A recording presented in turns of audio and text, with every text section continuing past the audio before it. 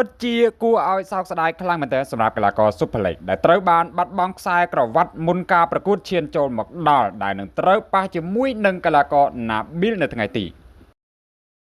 ស្វាគមន៍អស់លោកស្រី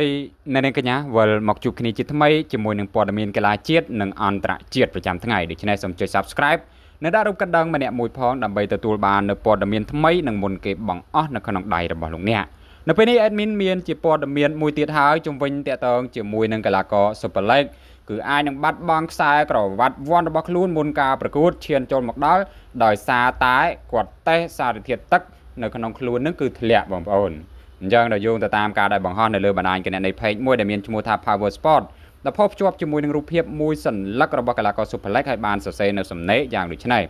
Super League ជួបគ្រោះកាចហើយ Super League គ្រងឡើងការពារខ្សែក្រវ៉ាត់ជើងឯកពិភពលោក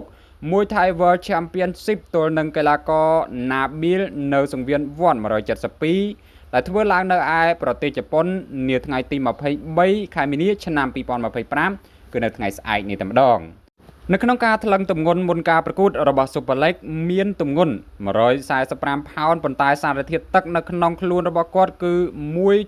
1.0259 លើពីចំនួនដែលបានកំណត់ 1.0250 ការថ្លឹងលើកទី2គាត់មានទម្ងន់145ផោនប៉ុន្តែសារធាតុទឹកគឺ 1.0255 ដែលមិនត្រូវតាមលក្ខណៈវិនិច្ឆ័យការថ្លឹងលើកទី3រូបគេមិនបានសម្រេចចិត្តថ្លឹងទម្ងន់នោះឡើយ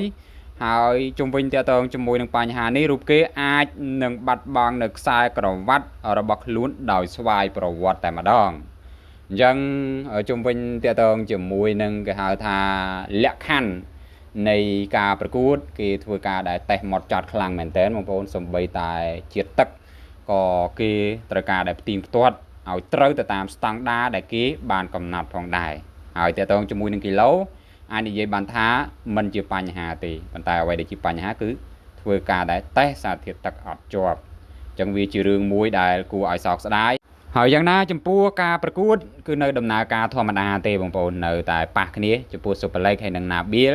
គ្រាន់តែថាចំពោះខ្សែក្រវ៉ាត់បើកីឡាករ Super League ឈ្នះខ្សែក្រវ៉ាត់នឹងនឹងត្រូវបានខាងស្ថាប័នវ័នគេដកយកទៅទុកឲ្យនៅទំនេរហើយបើកីឡាករ Nabil ឈ្នះគឺ Nabil នឹងក្រងខ្សែក្រវ៉ាត់នេះហើយយើងអាចនិយាយបានថាវាគឺជារឿងមួយដែលគួរឲ្យសោកស្ដាយចំពោះកីឡាករ Super League ហើយយើងចាំមើលថាខាងវ័ននឹងមានវិធានការអ្វីជាបន្តបន្ទាប់ទៀតពីព្រោះបើសិនជាក្នុងលក្ខខណ្ឌមួយកីឡាករគាត់ធ្វើអត់បានគ្រប់ទៅតាមអ្វីដែលជាលក្ខខណ្ឌខាងកម្មវិធីកំណត់ឲ្យនោះពិតប្រាកដណាស់នឹងមានការដែលផាកពិន័យជាការដែលកាត់តម្លៃខ្លួនអីផ្សេងជាដើមដោយដែលបងប្អូនបានដឹងហើយការដែលគេបានធ្វើកន្លងមកដូច្នេះចំពោះ admin ក៏មានតែប្រវត្តិនឹងដែរហើយបងប្អូនយល់យ៉ាងណាអាចចូលរួម comment បញ្ចេញជាមតិយោបល់ជាចុងក្រោយសូមជម្រាបលា